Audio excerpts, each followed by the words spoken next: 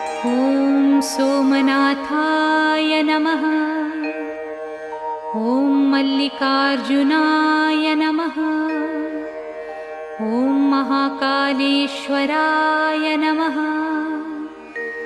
ॐ ओंकारेश्वराय नमः। ॐ वैद्यनाथाय नमः। ॐ भीमशंकराय नमः। ॐ रामेश्वराय नमः। ॐ नागेश्वराय नमः। ॐ विश्वेश्वराय नमः। ॐ त्र्यंबकेश्वराय नमः। ॐ केदारेश्वराय नमः। ॐ भुस्मेश्वराय नमः।